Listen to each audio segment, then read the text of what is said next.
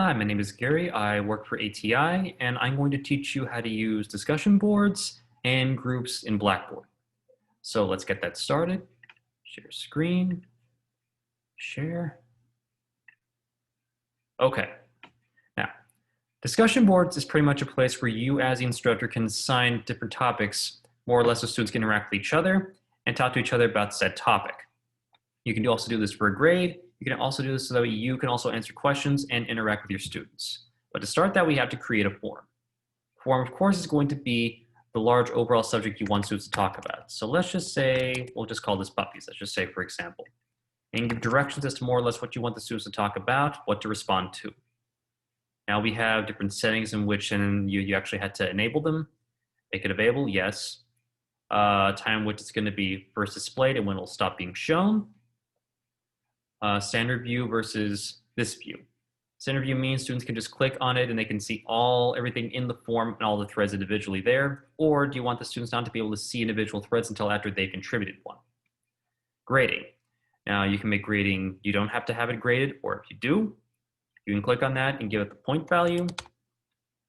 And here you have to explain how many here. Show participants needs grading status after how many posts, basically how many posts they need to have until they qualify for you to actually be able to grade them. Then you have these extra individual options here. I would just keep them as is. Otherwise, then it may interfere with how students will be able to contribute to the discussion board. Allow members to subscribe to the form, yes. I had to make sure they can actually see it. Allow members to create new threads, yes. Otherwise, they're not going to be able to add anything new. Allow file attachments, yes. Allow users to reply with a quote, that's also possible. Everything else here is pretty much optional. Click submit.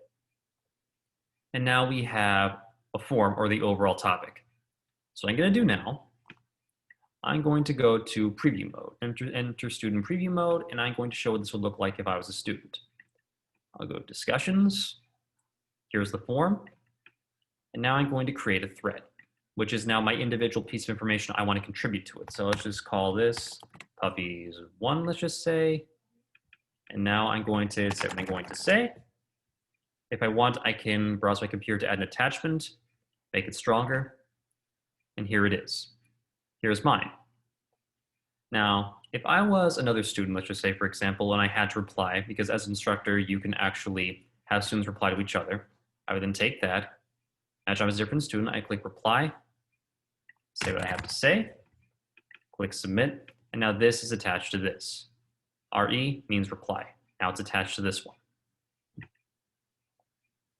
Now, if there are more people here in this class and they all contribute, you would see a long list of all the individual students and their individual threads. You click each one and you can view them. Now, this is what I'm going to do. I'm going to exit the preview. Click continue. And now, as instructor, I want to go ahead and grade it. I'll go to grade discussion forum. I'll click here and I'll click grade. Now I see all the individual posts. I can go and grade. I can click the grade I want, click submit, and now it's saved into the grade center. Or I can do it here, but this is the shortcut method. Use discussion boards properly, so that way students can interact with each other, and then they'll be able to contribute to the class. Now what I'm going to do, I'm going to show you groups. Now, groups are optional, but it allows an individual people in the class to band together and do work you assign them and have their own individual workspace. This is more or less what it would look like. I am in no group right now, but now I'm going to show you what I would do to do that. If I want to go to groups, I would go down here to groups right here, or sometimes depending, I can click there, but right now it's always better to click down here for the time being. Click create. Now, you can create one group at a time, or you can create multiple groups at a time. More than likely that you're going to be doing it more than one.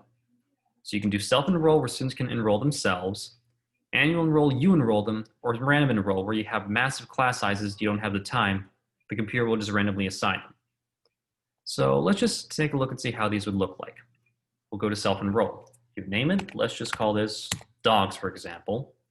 Give a description of what it's supposed to be. Group is visible to students, no, yes, sign up sheet only. Will they be able to see the groups, or will they only be able to see the sign-up sheet before they actually enroll in the group? Tools, all the individual tools you would want them to have access to: blogs, discussion board, email, file exchange, journals, tasks, academic materials, content market tools, or wikis. And if you want to actually have that graded. Allow personalization, they can personalize the group modules, that's possible. Name of the sign-up sheet, we'll just call this sign-up sheet. Give the instructions of what they're supposed to do. This you need, maximum number of members. Let's just imagine five people max. Show the members.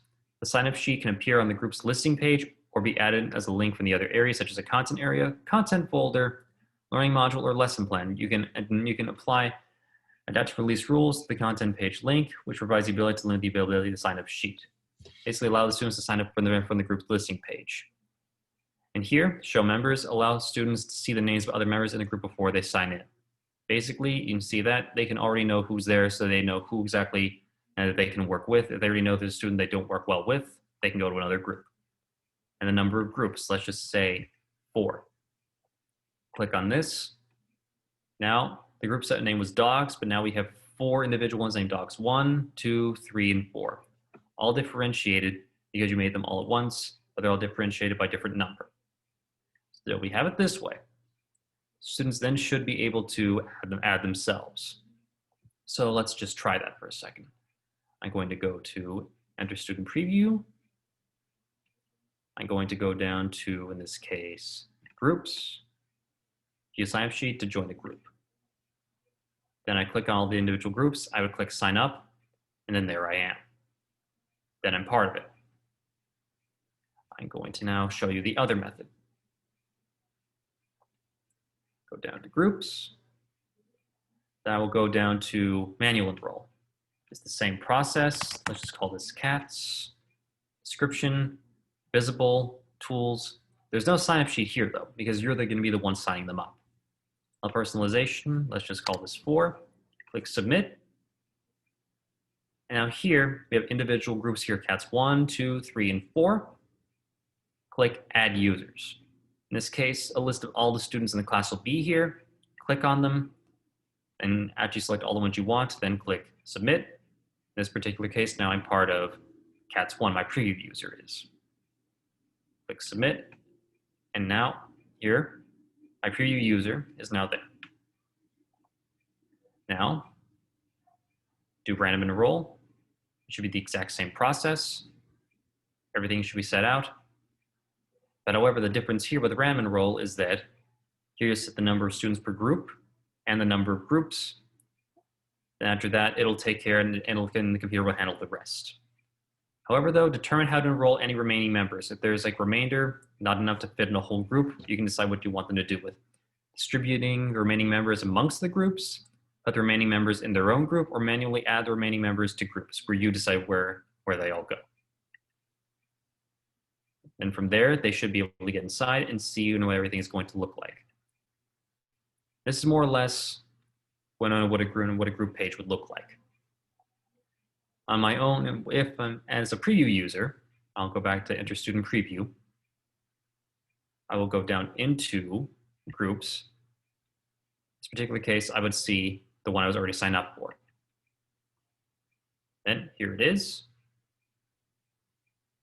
Here I can see everything from my own particular group.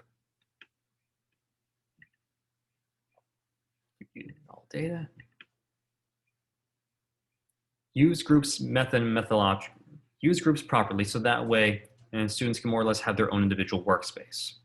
And then this can be advantageous for you, especially when you have group assignments and you want students to band together. So I'm going to stop sharing. Now, if you have any other questions, please contact ATI, and you can also contact me. My email is gary.lopatinsky@csusb.edu. Capital G, lowercase ARY, dot, capital L, lowercase OPATYNSKI@csusb.edu. Thank you.